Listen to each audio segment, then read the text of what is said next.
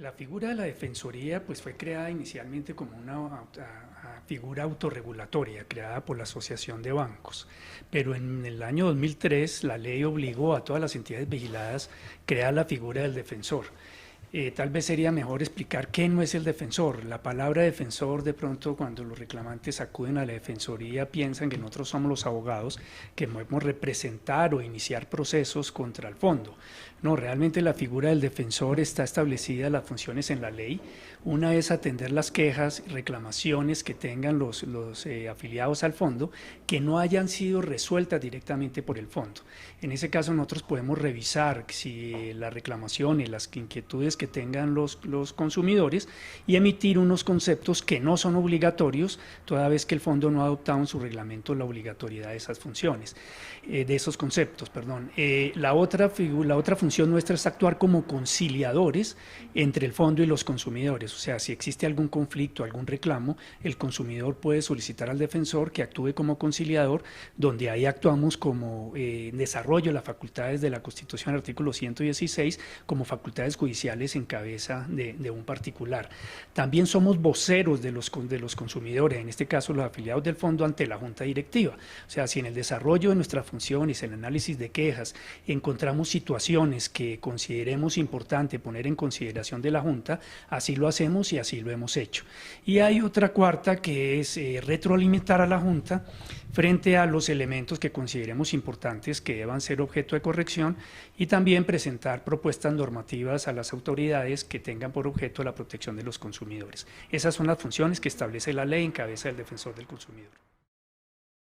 Yo creo que es una de las figuras o de los instrumentos de supervisión más importantes que haya establecido la ley en la Ley 1328 del 2009, que también es, entiendo, un desarrollo y una solicitud o propuesta que hizo la Superintendencia Financiera, porque es un esquema de supervisión por riesgos. O sea, con el sistema de atención al consumidor, lo que obliga a la entidad financiera, en este caso al fondo, es a estar revisando y a identificar los eventos de riesgo o incumplimiento de atención al consumidor,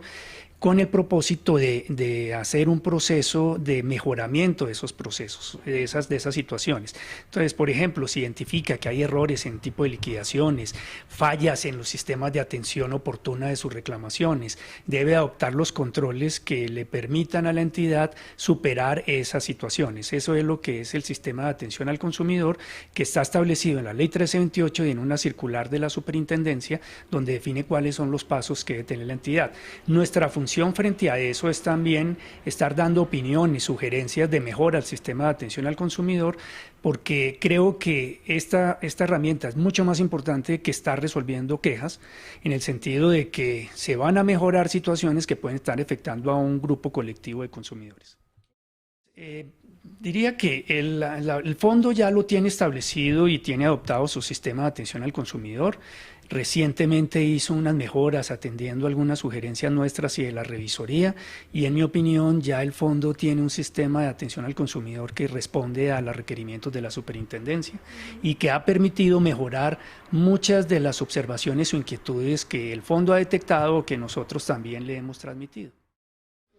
Bueno, eso sí es una pregunta bien interesante. Realmente podríamos decir que desde el año 91, con la nueva Constitución, se estableció por primera vez un régimen de protección al consumidor en el artículo 78 y siguientes, donde se consagraron la protección a los derechos colectivos. En los derechos colectivos es similar está dentro del mismo capítulo de la protección a los derechos, donde están los derechos individuales, donde existen unas herramientas de protección a los derechos individuales, que es, por ejemplo, la tutela. En la protección de los derechos colectivos, en el artículo 88 de la Constitución, uno de los tantos herramientas de protección a los consumidores son las acciones de grupo. Entonces, ese artículo 78 y ese capítulo de la Constitución desarrolla cuáles son los instrumentos de protección. Primero, que es un desarrollo de lo que son las directrices de las Naciones Unidas, donde desde el año 85, si mal no recuerdo, desde esa época las Naciones Unidas han venido solicitando a los países el establecimiento de todo un sistema de protección, que tiene que ver primero con normas claras que establezcan los derechos de los consumidores, que en el caso nuestro de la Ley 1328 del 2009 para el caso de las entidades financieras, la ley 1480, que es el Estatuto de Protección al Consumidor General del 2011,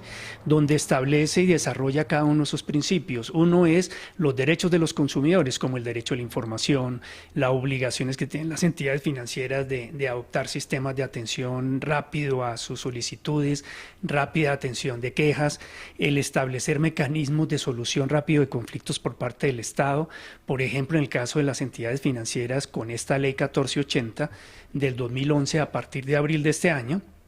se estableció una posibilidad a la Superintendencia Financiera para que actúe como juez frente a conflictos que haya entre entidades financieras y los jueces, y los consumidores, que es otra forma de solución, o sea, darle una respuesta oportuna con unos procedimientos rápidos, unos procedimientos abreviados. La creación y la obligación de tener la figura del defensor del consumidor es otro instrumento. La promoción de las asociaciones de protección a los consumidores, que esos sí son los abogados de los consumidores, esos sí son los que pueden y deben estar promoviendo acciones, demandas contra las entidades financieras que puedan estar cometiendo o afectando los derechos de los consumidores. Las funciones de las superintendencias, como lo es la Superintendencia de Industria y Comercio, o como lo es la función de la Superintendencia Financiera para el caso de las entidades, para el caso de los consumidores financieros y las relaciones de consumo. La creación del SAC, por ejemplo, como un mecanismo de mejora de los procesos y de los sistemas. Eso en síntesis es, digamos, las principales herramientas que tienen los consumidores para velar por su protección. A ver, hay que aclarar el alcance de vocería. Cuando hablamos de vocería, realmente es cuando en el desarrollo de nuestras funciones, por ejemplo, análisis de quejas, y por ejemplo nosotros observamos que las respuestas que está entregando el fondo a sus afiliados no son completas ni son oportunas, entonces nosotros podemos dirigirnos a la Junta porque la vocería es frente a la Junta. O sea, no somos ese vocero, no podemos tampoco asumir las funciones que tienen, por ejemplo, la Asociación de Protección de Consumidores, que tienen una función de vocería y de representación mucho más clara y mucho más amplia que la que nosotros tenemos. La función de vocería nuestra es definida a esas funciones que estamos en contra, a esos desarrollo de actividades que tenemos, y ahí es donde podemos